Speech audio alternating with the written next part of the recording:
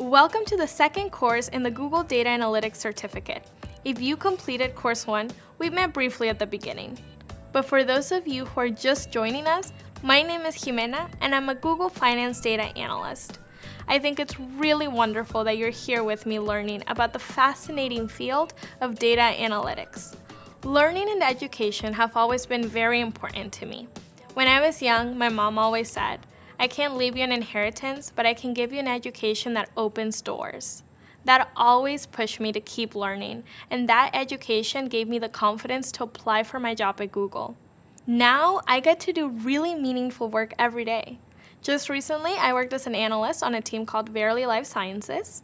We were helping to get life-saving medical supplies to those who need it most. To do this, we forecasted what healthcare professionals would need on hand and then shared that information with networks. The information that my team provided helped make data-driven decisions that actually saved lives. I'm thrilled to be your instructor for this course. We're going to talk about the difference between effective and ineffective questions and learn how to ask great questions that lead to insights that can help you solve business problems. You will discover that effective questions help you to make the most of all the data analysis phases. You may remember that these phases include ask, prepare, process, analyze, share, and act. In the ask step, we define the problem we're solving and make sure that we fully understand stakeholder expectations. This will help keep you focused on the actual problem, which leads to more successful outcomes. So we'll begin this course by talking about problem solving and some of the common types of business problems that data analysts help solve. And because this course focuses on the ask phase, you'll learn how to craft effective questions that help you collect the right data to solve those problems. Next, we'll talk about the many different types of data. You'll learn how and when each is the most useful. You'll also get a chance to explore spreadsheets further and discover how they can help make your data analysis even more effective.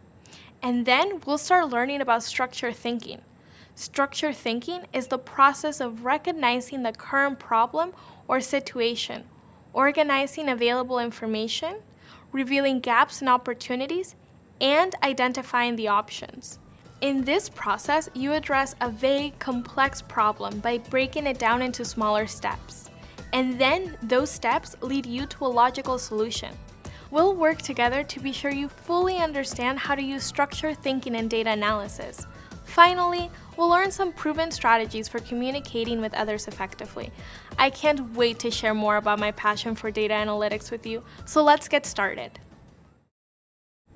In this video, I'm going to share an interesting data analytics case study. It will illustrate how problem solving relates to each phase of the data analysis process and shed some light on how these phases work in the real world. It's about a small business that used data to solve a unique problem it was facing. The business is called Anywhere Gaming Repair. It's a service provider that comes to you to fix your broken video game systems or accessories.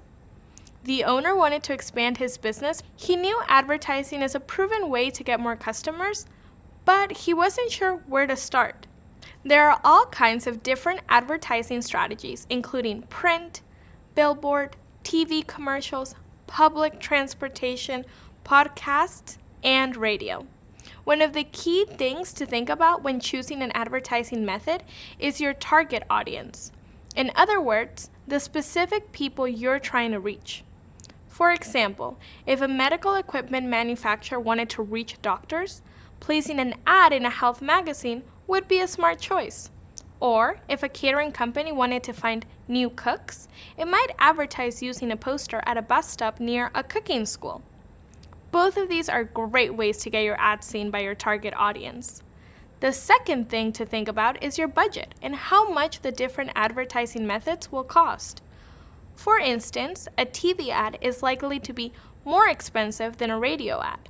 A large billboard will probably cost more than a small poster on the back of a city bus. The business owner asked the data analyst, Maria, to make a recommendation. She started with the first step in the data analysis process, ask. Maria began by defining the problem that needed to be solved. To do this, she first had to zoom out and look at the whole situation in context. That way, she could be sure that she was focusing on the real problem and not just its symptoms. This leads us to another important part of the problem-solving process, collaborating with stakeholders and understanding their needs. For Anywhere Gaming Repair, stakeholders included the owner, the vice president of communications, and the director of marketing and finance. Working together, Maria and the stakeholders agreed on the problem, not knowing their target audience's preferred type of advertising. Next up was the prepare phase, where Maria collected data for the upcoming analysis process. But first, she needed to better understand the company's target audience, people with video game systems. After that, Maria collected data on the different advertising methods.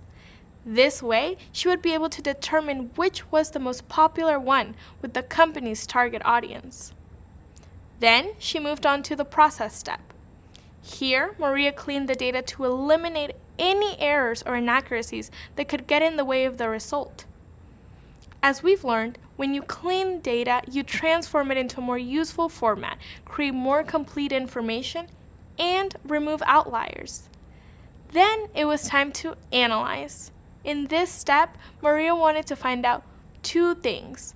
First, who's most likely to own a video gaming system? And second, where are these people most likely to see an advertisement? Maria first discovered that people between the ages of 18 and 34 are most likely to make video game-related purchases. So, she could confirm that Anywhere Gaming Repair's target audience was people 18 to 34 years old. This was who they should be trying to reach. With this in mind, Maria then learned that both TV commercials and podcasts are very popular with people in the target audience. Because Maria knew Anywhere Gaming Repair had a limited budget and understanding the high cost of TV commercials, her recommendation was to advertise in podcasts because they are more cost-effective. Now that she had her analysis, it was time for Maria to share her recommendation so the company could make a data-driven decision. She summarized her results using clear and compelling visuals of the analysis. This helped her stakeholders understand the solution to the original problem. Finally, Anywhere Gaming Repair took action. They worked with a local podcast production agency to create a 30-second ad about their services. The ad ran on podcast for a month, and it worked. They saw an increase in customers after just the first week. By the end of week 4, they had 85 new customers.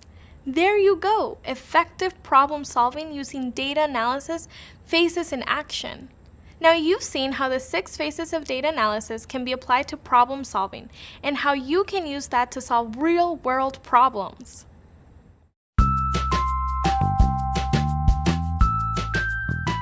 I'm Nikki, and I manage the Education, Evaluation, Assessment, and Research team. My favorite part of the data analysis process is finding the hardest problem and asking a million questions about it and seeing if it's even possible to get an answer. So one of the problems that we've tackled here at Google is our nuclear onboarding program, which is how we onboard new hires. One of the things that we've done is ask the question, how do we know whether or not Nooglers are onboarding faster through our new onboarding program than our old onboarding program, where we used to lecture them? And we worked really closely with the content providers to understand just exactly what does it mean to onboard someone faster. Once we asked all the questions, what we did is we prepared the data by understanding who was the population of the new hires that we were examining. So we prepared our data by going through and understanding who our populations were, by understanding who our sample set was, who our control group was, who our experiment group was, where were our data sources, and make sure that it was in a format that was clean and digestible for us to write the proper scripts for. So the next step for us was to process the data to make sure that it was in a format that we could actually analyze in SQL, making sure that it was in the right format and in the right columns and in the right tables for us. To analyze the data, we wrote scripts in SQL and in R to correlate the data to the control group or the experiment group and interpret the data to understand, were there any changes in the behavioral indicators that we saw? Once we analyzed all the data, we want to report on it in a way that our stakeholders could understand. So depending on who our stakeholders were, we prepared reports, dashboards, and presentations, and share that information out. Once all of our reports were complete, we saw really positive results and decided to act on it by continuing our project-based learning onboarding program. It was really satisfying to know that we had the data to support it and that it really, really worked. And not just that the data was there, but that we knew that our students were learning and that they were more productive faster back on their jobs. In a previous video, I shared how data analysis helped a company figure out where to advertise its services. An important part of this process was strong problem-solving skills. As a data analyst, you'll find that problems are at the center of what you do every single day. But that's a good thing. Think of problems as opportunities to put your skills to work and find creative and insightful solutions. Problems can be small or large, simple or complex. No problem is like another, and they all require a slightly different approach. But the first step is always the same, understanding what kind of problem you're trying to solve. And that's what we're going to talk about now. Data analysts work with a variety of problems. In this video, we're going to focus on 6 common types. These include making predictions, categorizing things, spotting something unusual, identifying themes, discovering connections, and finding patterns. Let's define each of these now. First, making predictions. This problem type involves using data to make an informed decision about how things may be in the future. For example, a hospital system might use a remote patient monitoring to predict health events for chronically ill patients. The patients would take their health vitals at home every day. And that information, combined with data about their age, risk factors, and other important details, could enable the hospital's algorithm to predict future health problems and even reduce future hospitalizations. The next problem type is categorizing things.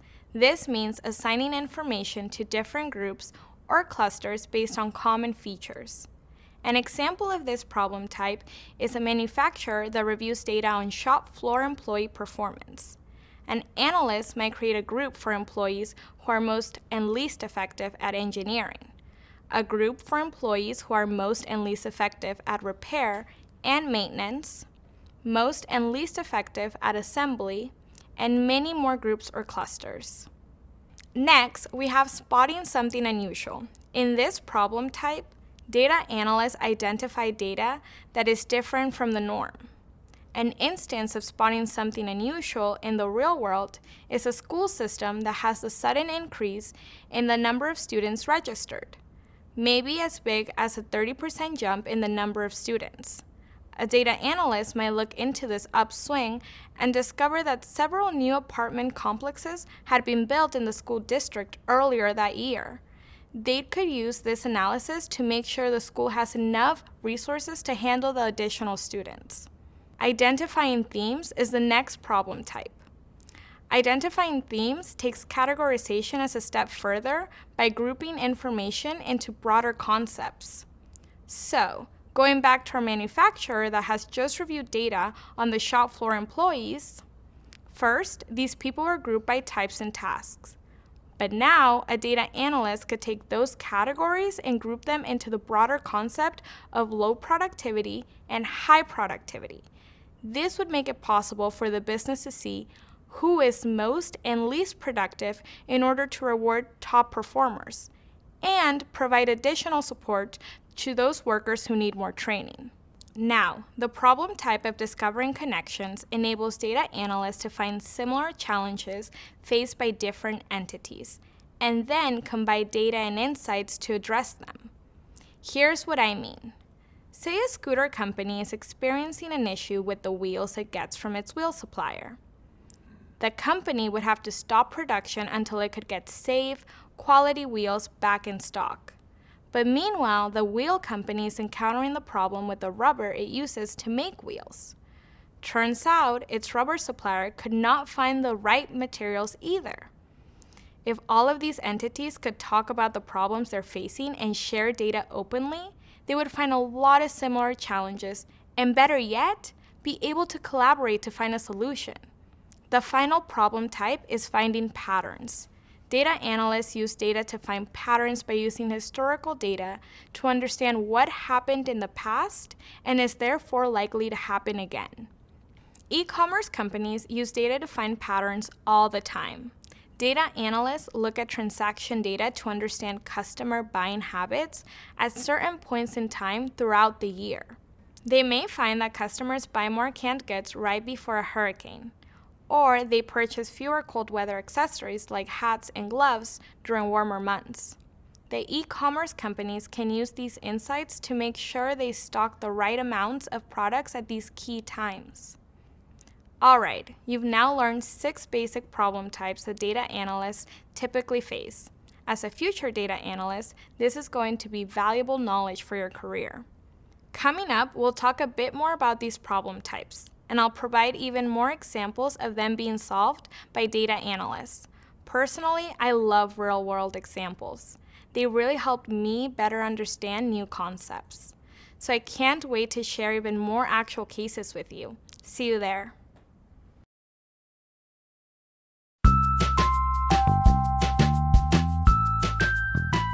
Hi, I'm Anmol. I'm the head of large advertiser marketing analytics within the marketing team at Google. At its core, my job is about connecting the right user with the right message at the right time. The first step is really to get a broad sense of a certain pattern that's occurring. So, for example, we know that this particular segment of users is more responsive to this type of content. Once we're able to actually see this hypothesis through the data, we do testing to ensure that the hypothesis is actually correct. So, for example, we would test sending these pieces of content to this segment of users and actually verify within a controlled environment whether that response rate is actually higher for that type of content or whether it isn't. And so once we're able to actually verify that hypothesis, we go back to the stakeholders, in this case our marketers, and say, we've actually proven within a relatively high degree of certainty that this particular segment is more responsive to this type of content. And because of that, we're recommending that you produce more of this type of content. And so our stakeholders really get to see the whole sort of evolution from hypothesis to proven concept. And they're able to come with us on the journey on how we're proving out these hypotheses and then eventually turning them into strategies and recommendations for the business. So the outcome in this case was that we were able to actually change the way our whole marketing team worked to actually make it much more user-centric. So instead of, from our perspective, coming up with content that we think the users need, we're actually going in the other direction of figuring out what users need first, proving that they need certain things or they don't need certain things, and then using that information going back to marketers and coming up with content that fulfills their need. So it really changed the direction of how we produce things. You've been learning about 6 common problem types that data analysts encounter: making predictions, categorizing things, spotting something unusual, identifying themes, discovering connections, and finding patterns. Let's think back to our real-world example from a previous video. In that example, Anywhere Gaming Repair wanted to figure out how to bring in new customers. So the problem was how to determine the best advertising method for Anywhere Gaming Repair's target audience. To help solve this problem, the company used data to envision what would happen if it advertised in different places. Now, nobody can see the future, but the data helped them make an informed decision about how things would likely work out. So, their problem type was making predictions. Now, let's think about the second problem type, categorizing things. Here's an example of a problem that involves categorization. Let's say a business wants to improve its customer satisfaction levels. Data analysts could review recorded calls to the company's customer service department and evaluate the satisfaction levels of each caller. They could identify certain keywords or phrases that come up during the phone calls and then assign them to categories such as politeness, satisfaction, dissatisfaction, empathy, and more. Categorizing these keywords gives us data that lets the company identify top-performing customer service representatives and those who might need more coaching. This leads to happier customers and higher customer service scores. Okay, now let's talk about a problem that involves spotting something unusual. Some of you may have a smartwatch. My favorite app is for health tracking. These apps can help people stay healthy by collecting data such as their heart rate, sleep patterns, exercise routine, and much more. There are many stories out there about health apps actually saving people's lives. One is about a woman who was young, athletic, and had no previous medical problems. One night, she heard a beep on her smartwatch. A notification said her heart rate had spiked. Now, in this example, think of the watch as a data analyst. The watch was collecting and analyzing health data. So, when her resting heart rate was suddenly 120 beats per minute, the watch spotted something unusual because according to its data, the rate was normally around 70. Thanks to the data her smart watch gave her, the woman went to the hospital and discovered she had a condition which could have led to life-threatening complications if she hadn't gotten medical help. Now let's move on to the next type of problem, identifying themes. We see a lot of examples of this in the user experience field. User experience designers study and work to improve the interactions people have with products they use every day. Let's say a user experience designer wants to see what customers think about the coffee maker his company manufactures. This business collects anonymous survey data from users, which can be used to answer this question. But first, to make sense of it all, he will need to find themes that represent the most valuable data, especially information he can use to make the user experience even better. So, the problem the user experience designer's company faces is how to improve the user experience for its coffee makers. The process here is kind of like finding categories for keywords and phrases in customer service conversations. But identifying themes goes even further by grouping each insight into a broader theme. Then, the designer can pinpoint the themes that are most common. In this case, he learned users often couldn't tell if the coffee maker was on or off. He ended up optimizing the design with improved placement and lighting for the on/off button, leading to the product improvement and happier users. Now we come to the problem of discovering connections. This example is from the transportation industry and uses something called third-party logistics.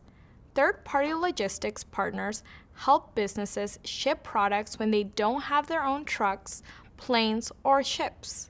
A common problem these partners face is figuring out how to reduce wait time. Wait time happens when a truck driver from the third-party logistics provider arrives to pick up a shipment, but it's not ready, so she has to wait. That costs both companies time and money, and it stops trucks from getting back on the road to make more deliveries. So how can they solve this? Well, by sharing data, the partner companies can view each other's timelines and see what's causing shipments to run late. Then they can figure out how to avoid those problems in the future, so a problem for one business doesn't cause a negative impact for the other. For example, if shipments are running late because one company only delivers Mondays, Wednesdays, and Fridays, and the other company only delivers Tuesdays and Thursdays, then the companies can choose to deliver on the same day to reduce wait time for customers. All right, we've come to our final problem type, finding patterns. Oil and gas companies are constantly working to keep their machines running properly. So the problem is how to stop machines from breaking down. One way data analysts can do this is by looking at patterns in the company's historical data. For example, they could investigate how and when a particular machine broke down in the past and then generate insights into what led to the breakage. In this case, the company saw a pattern indicating that machines began breaking down at faster rates when maintenance wasn't kept up in 15-day cycles. They can then keep track of current conditions and intervene if any of these issues happen again. Pretty cool, right? I'm always amazed to hear about how data helps real people and businesses make meaningful change. I hope you are too. See you soon. Now that we've talked about 6 basic problem types, it's time to start solving them. To do that, data analysts start by asking the right questions. In this video, we're going to learn how to ask effective questions that lead to key insights you can use to solve all kinds of problems. As a data analyst, I ask questions constantly. It's a huge part of the job. If someone requests that I work on a project, I ask questions to make sure we're on the same page about the plan and the goals. And when I do get a result, I question it. Is the data showing me something superficially? Is there a conflict somewhere that needs to be resolved? The more questions you ask, the more you'll learn about your data and the more powerful your insights will be at the end of the day. Some questions are more effective than others. Let's say you're having lunch with a friend and they say, "These are the best sandwiches ever, aren't they?" Well, that question doesn't really give you the opportunity to share your own opinion, especially if you happen to disagree and didn't enjoy the sandwich very much. This is called a leading question because it's leading you to answer in a certain way. Or maybe you're working on a project and you decide to interview a family member. Say you ask your uncle, "Did you enjoy growing up in Malaysia?" He may reply, "Yes," but you haven't learned much about his experiences there. Your question was closed-ended. That means it can be answered with a yes or no. These kinds of questions rarely lead to valuable insights. Now, what if someone asks you, "Do you prefer chocolate or vanilla?" Well, what are they specifically talking about? Ice cream, pudding, coffee flavoring, or something else? What if you like chocolate ice cream but vanilla in your coffee? What if you don't like either flavor? That's the problem with this question. It's too vague and lacks context.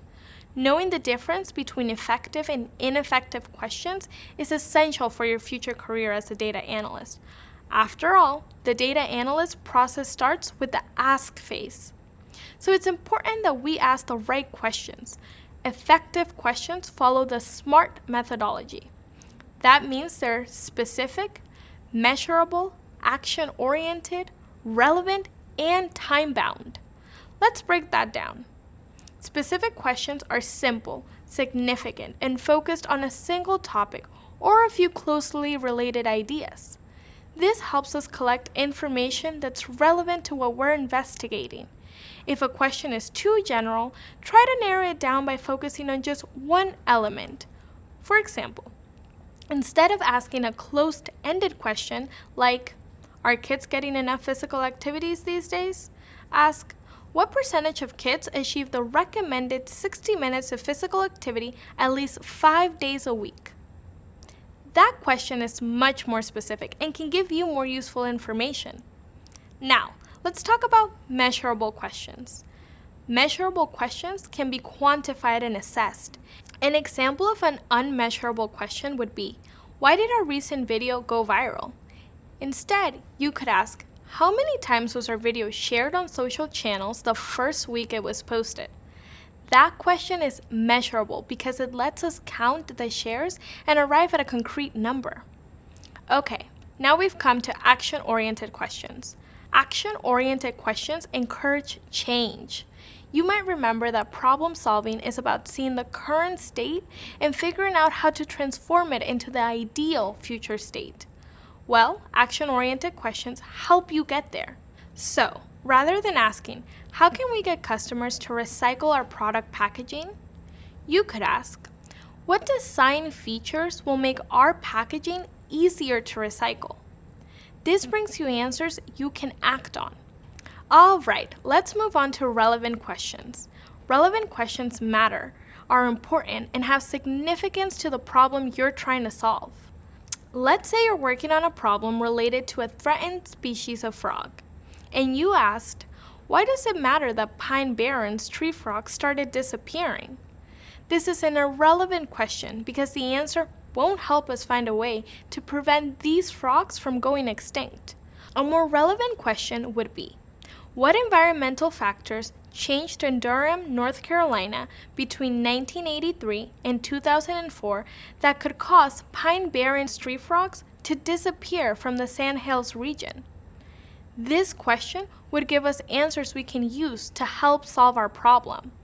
That's also a great example for our final point, time-bound questions. Time-bound questions specify the time to be studied. The time period we want to study is 1983 to 2004. This limits the range of possibilities and enables the data analyst to focus on relevant data. Okay, now that you have a general understanding of SMART questions, there's something else that's very important to keep in mind when crafting questions: fairness. We've touched on fairness before, but as a quick reminder, fairness means ensuring that your questions don't create or reinforce bias. To talk about this, let's go back to our sandwich example. There, we had an unfair question because it was phrased to lead you toward a certain answer. This made it difficult to answer honestly if you disagreed about the sandwich quality.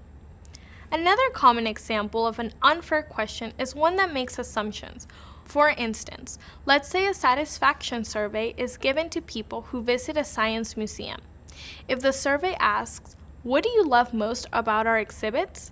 this assumes that the customer loves the exhibits, which may or may not be true.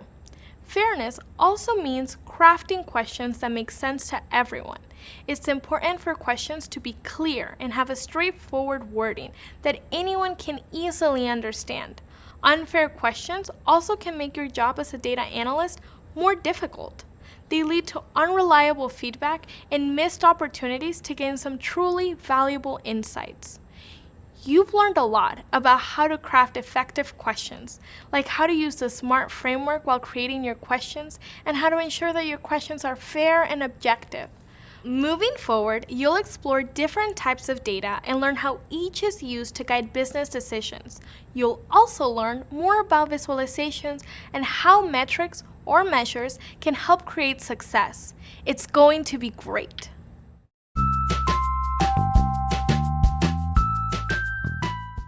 Hi, I'm Evan. I'm a learning portfolio manager here at Google. And I have one of the coolest jobs in the world, where I get to look at all the different technologies that affect big data and then work them into training courses like this one for students to take.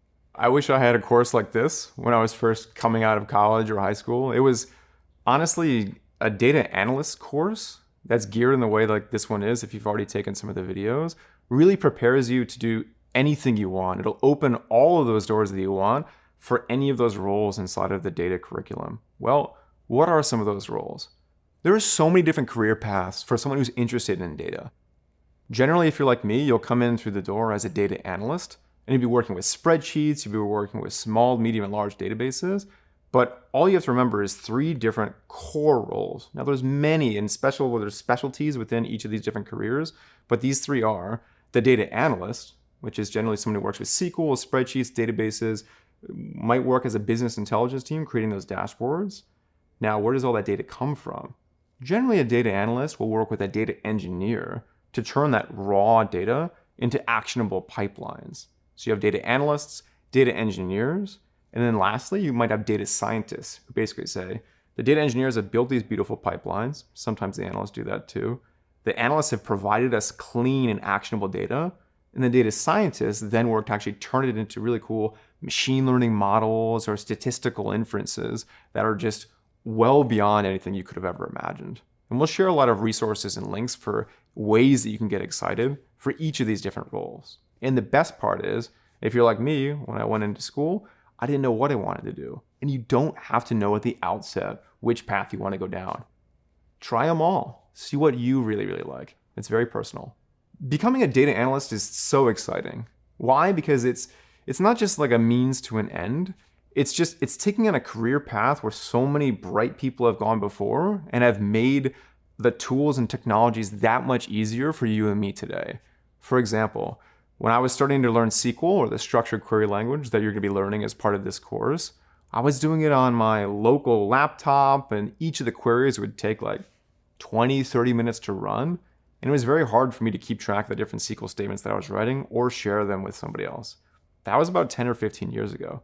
Now, through all the different companies and all the different tools that are making data analysis tools and technologies easier for you, you're going to have a blast creating these insights with a lot less of the overhead that I had when I first started out. So I'm really excited to hear what you think and what your experience is going to be. Welcome back. Now it's time to go even further and build on what you've learned about problem solving in data analytics and crafting effective questions. Coming up, we'll cover a wide range of topics. You'll learn about how data can empower our decisions, big and small, the difference between quantitative and qualitative analysis, and when to use them, the pros and cons of different data visualization tools, what metrics are and how analysts use them, and how to use mathematical thinking to connect the dots. To be honest, I'm still learning more about these things every day, and so will you. Like how quantitative and qualitative data can work together. In my role in finance, most of my work is quantitative. But recently, I was working on a project that focused a lot on empathy and trust, and that was really new for me. But we took those more qualitative things into account during analysis, and that really helped me understand how quantitative and qualitative data can come together to help us make powerful decisions. And now you're on your way to building your own data analyst toolkit. Before you know it, you'll be analyzing all kinds of data yourself and learning new things while you do it.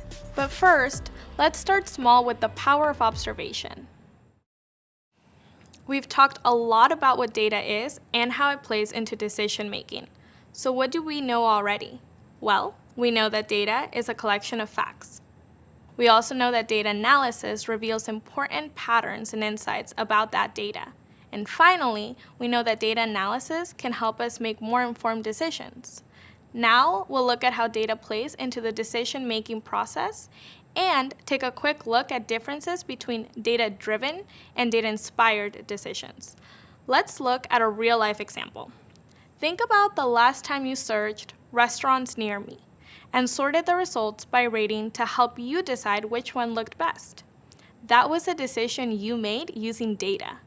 Businesses and other organizations use data to make better decisions all the time. There's two ways they can do this, with data-driven or data-inspired decision-making. We'll talk more about data-inspired decision-making later on, but here's a quick definition for now. Data-inspired decision-making explores different data sources to find out what they have in common. Here at Google, we use data every single day, in very surprising ways too. For example, we use data to help cut back on the amount of energy spent cooling our data centers. After analyzing years of data collected with artificial intelligence, we were able to make decisions that help reduce the energy we use to cool our data centers by over 40%. Google's people operation team also uses data to improve how we hire new Googlers and how we get them started on the right foot. We wanted to make sure we weren't passing over any talented applicants and that we made their transition into their new roles as smooth as possible. So after analyzing data on applications, interviews, and new hire orientation processes, we started using an algorithm. An algorithm is a process or set of rules to be followed for a specific task. With this algorithm, we reviewed applicants that didn't pass the initial screening process to find great candidates. Data also helped us determine the ideal number of interviews that lead to the best possible hiring decisions. And we've created new onboarding agendas to help new employees get started at their new jobs. Data is everywhere. Today, we create so much data that scientists estimate 90% of the world's data has been created in just the last few years. Think of the potential here. The more data we have, the bigger the problems we can solve, and the more powerful our solutions can be. But responsibly gathering data is only part of the process. We also have to turn data into knowledge that helps us make better solutions. I'm going to let fellow Googler Ed talk more about that. Just having tons of data isn't enough. We have to do something meaningful with it. Data in itself provides little value. To quote Jack Dorsey, the founder of Twitter and Square, every single action that we do in this world is triggering off some amount of data. And most of that data is meaningless until someone adds some interpretation of it, or someone adds a narrative around it. Data is straightforward. Facts collected together, values that describe something. Individual data points become more useful when they're collected and structured, but they're still somewhat meaningless by themselves. We need to interpret data to turn it into information. Look at Michael Phelps' time in a 200-meter individual medley swimming race. 1 minute, 54 seconds. Doesn't tell us much. When we compare it to his competitors' times in the race, however, we can see that Michael came in first place and won the gold medal. Our analysis took data, in this case a list of Michael's races and times, and turned it into information by comparing it with other data. Context is important.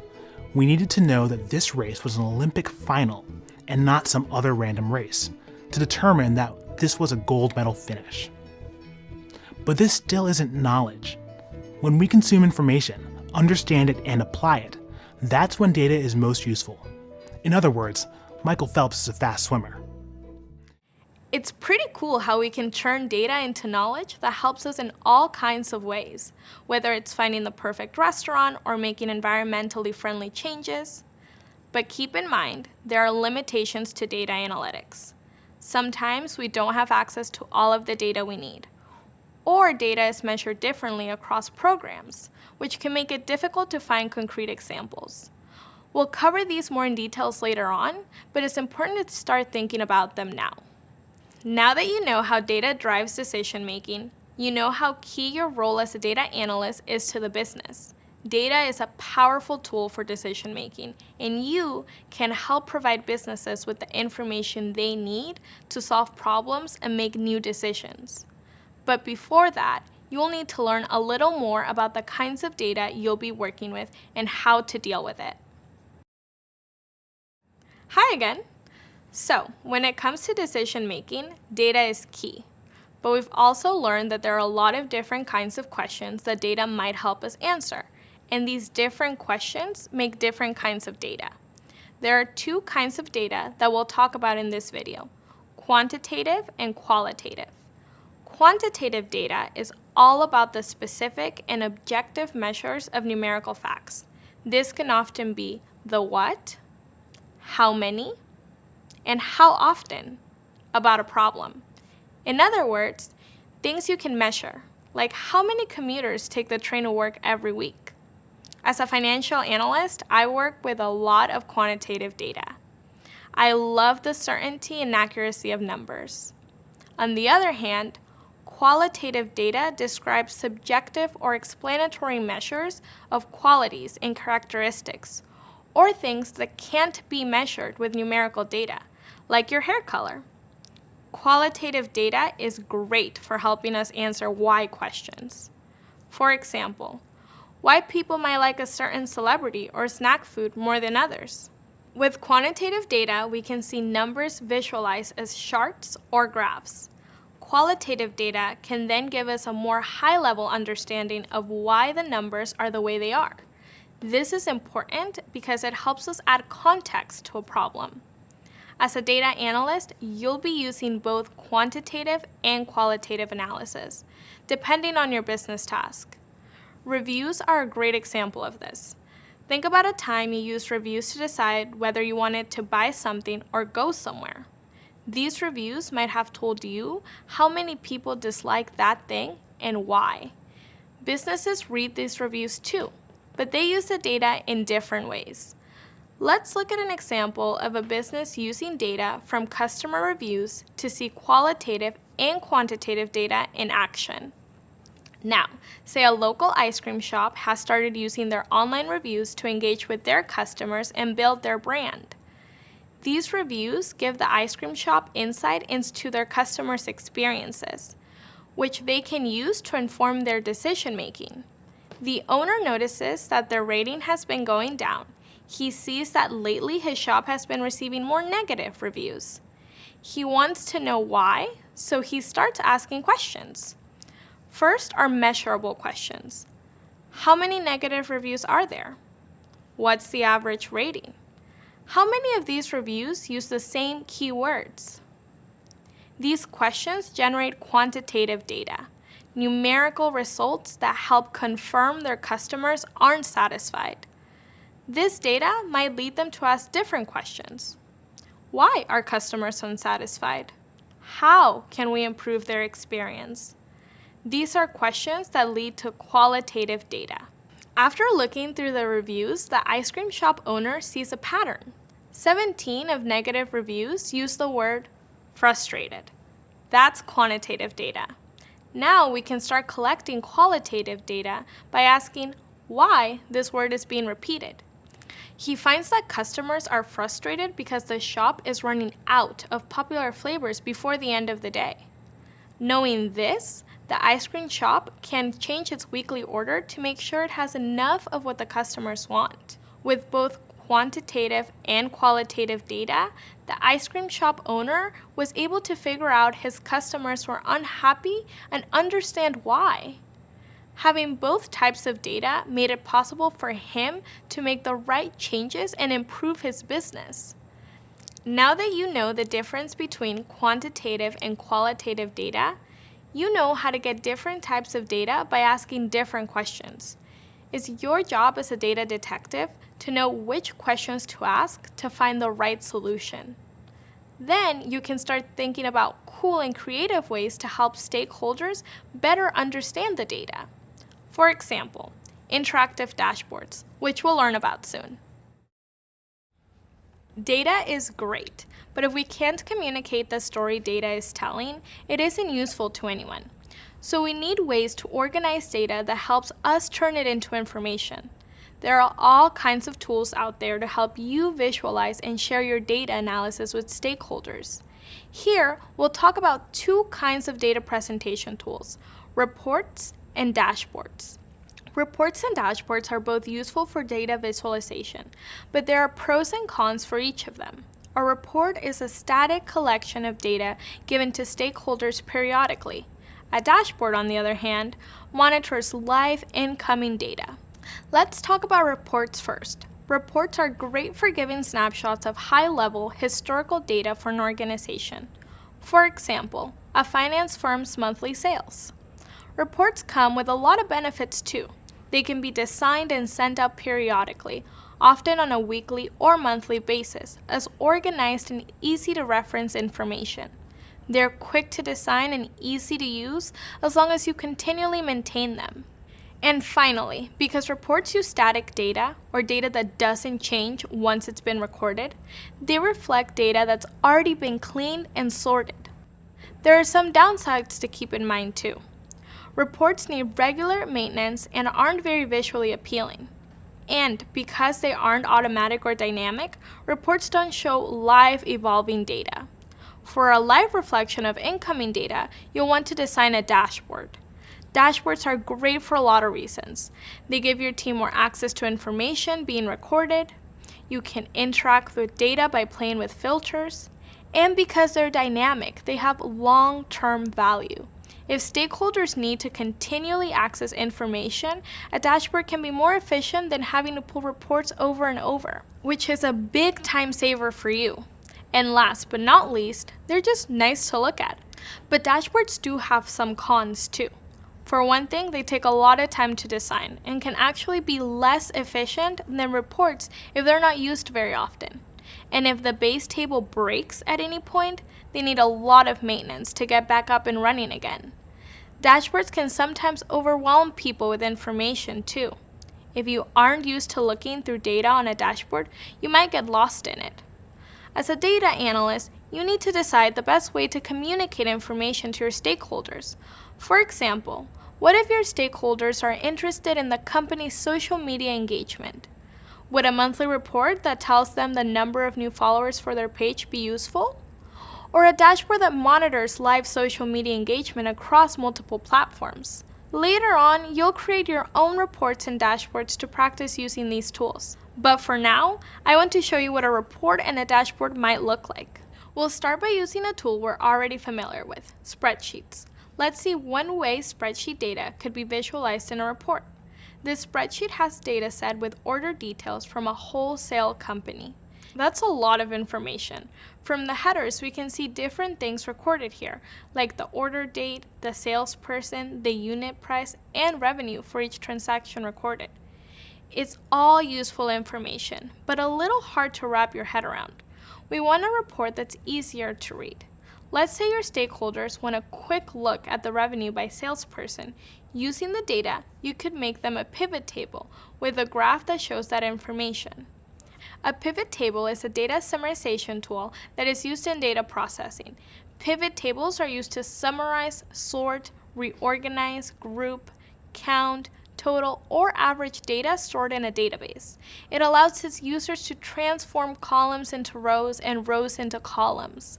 We'll actually learn more about pivot tables later, but I'll show you one really quick.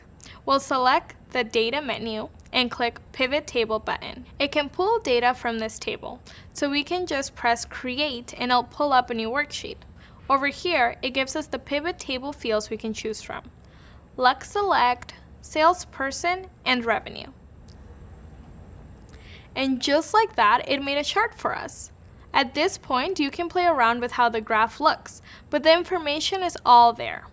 Alright, let's move on to dashboards. If you need a more dynamic way to share information with your stakeholders, dashboards are your friend. You might create something like this Tableau dashboard, with interactive graphs that showcase multiple views of the data. With this, users can change location, date range, or any other aspect of the data they're viewing by clicking through different elements on the dashboard. Pretty cool, right? Later in this program, we'll look into how you can make your own data visualizations. We have a lot to learn before we get to that, but I hope this was an exciting first peek at the different visualization tools you'll be using as a data analyst. In the last video, we learned how you can visualize your data using reports and dashboards to show off your findings in interesting ways. In one of our examples, the company wanted to see the sales revenue of each salesperson.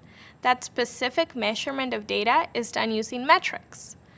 Now, I want to tell you a little bit more about the difference between data and metrics and how metrics can be used to turn data into useful information. A metric is a single quantifiable type of data that can be used for measurement. Think of it this way. Data starts as a collection of raw facts until we organize them into individual metrics that represent a single type of data.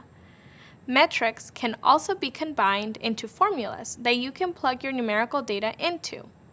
In our earlier sales revenue example, all that data doesn't mean much unless we use that specific metric to organize it. So let's use revenue by individual salesperson as our metric. Now we can see whose sales brought in the highest revenue. Metrics usually involve simple math. Revenue, for example, is the number of sales multiplied by the sales price. Choosing the right metric is key. Data contains a lot of raw details about the problem we're exploring, but we need the right metrics to get the answers we're looking for. Different industries will use all kinds of metrics to measure things in a data set. Let's look at some more ways businesses in different industries use metrics, so you can see how you might apply metrics to your collected data. Ever heard of ROI? Companies use this metric all the time. ROI, or return on investment, is essentially a formula designed using metrics that let a business know how well an investment is doing. The ROI is made up of two metrics, the net profit over a period of time and the cost of investment. By comparing these two metrics, profit and cost of investment, the company can analyze the data they have to see how well their investment is doing. This can then help them decide how to invest in the future and which investments to prioritize. We see metrics used in marketing too. For example, metrics can be used to help calculate customer retention rates or a company's ability to keep its customers over time. Customer retention rates can help the company compare the number of customers at the beginning and the end of a period to see their retention rates. This way, the company knows how successful their marketing strategies are and if they need to research new approaches to bring back more repeat customers. Different industries use all kinds of different metrics, but there's one thing they all have in common. They're all trying to meet a specific goal by measuring data. This metric goal is a measurable goal set by a company and evaluated using metrics. And just like there are a lot of possible metrics, there are lots of possible goals too. Maybe an organization wants to meet a certain number of monthly sales, or maybe a certain percentage of repeat customers. By using metrics to focus on individual aspects of your data, you can start to see the story your data is telling. Metric goals and formulas are great ways to measure and understand data, but they're not the only ways. We'll talk more about how to interpret and understand data throughout this course. So far, you've learned a lot about how to think like a data analyst. We've explored a few different ways of thinking, and now I want to take that one step further by using a mathematical approach to problem solving. Mathematical thinking is a powerful skill you can use to help you solve problems and see new solutions. So let's take some time to talk about what mathematical thinking is and how you can start using it. Using a mathematical approach doesn't mean you have to suddenly become a math whiz. It means looking at a problem and logically breaking it down step by step so you can see the relationship of patterns in your data and use that to analyze your problem. This kind of thinking can also help you figure out the best tools for analysis because it lets you see the different aspects of a problem and choose the best logical approach. There's a lot of factors to consider when choosing the most helpful tool for your analysis. One way you could decide which tool to use is by the size of your data set. When working with data, you'll find that there's big and small data. Small data can be really small. These kinds of data tend to be made up of data sets concerned with specific metrics over a short, well-defined period of time, like how much water you drink in a day. Small data can be useful for making day-to-day decisions, like deciding to drink more water, but it doesn't have a huge impact on bigger frameworks like business operations. You might use spreadsheets to organize and analyze smaller data sets when you first start out. Big data, on the other hand, has larger, less specific data sets covering a longer period of time. They usually have to be broken down to be analyzed. Big data is useful for looking at large-scale questions and problems, and they help companies make big decisions. When you're working with data on this larger scale, you might switch to SQL. Let's look at an example of how a data analyst working in a hospital might use mathematical thinking to solve a problem with the right tools. The hospital might find that they are having a problem with over or underuse of their beds. Based on that, the hospital could make bed optimization a goal. They want to make sure that beds are available to patients who need them, but not waste hospital resources like space or money on maintaining empty beds. Using mathematical thinking, you can break this problem down into a step-by-step process to help you find patterns in their data. There's a lot of variables in this scenario, but for now, let's keep it simple and focus on just a few key ones. There are metrics that are related to this problem that might show us pattern in the data. For example, maybe the number of beds open and the number of beds used over a period of time. There's actually already a formula for this. It's called the bed occupancy rate, and it's calculated using the total number of inpatient days and the total number of available beds over a given period of time. What we want to do now is take our key variables and see how their relationship to each other might show us patterns that can help the hospital make a decision. To do that, we have to choose the tool that makes sense for this task. Hospitals generate a lot of patient data over a long period of time, so logically, a tool that's capable of handling big data sets is a must. SQL is a great choice. In this case, you discover that the hospital always has unused beds. Knowing that, they can choose to get rid of some beds, which saves them space and money that they can use to buy and store protective equipment. By considering all of the individual parts of this problem logically, mathematical thinking helped us see new perspective that led us to a solution. Well, that's it for now. Great job. You've covered a lot of material already. You've learned about how empowering data can be in decision making, the difference between quantitative and qualitative analysis, using reports and dashboards for data visualization, metrics, and using a mathematical approach to problem solving. Coming up next, we'll be tackling spreadsheet basics. You'll get to put what you've learned into action and learn a new tool to help you along the data analysis process. See you soon. Hi again, I'm glad you're back. In this part of the program, we'll revisit the spreadsheet.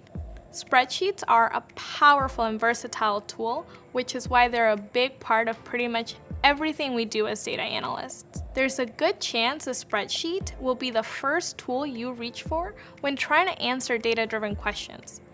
So after you've defined what you need to do with the data, you'll turn to spreadsheets to help build evidence that you can then visualize and use to support your findings. Spreadsheets are often the unsung heroes of the data world.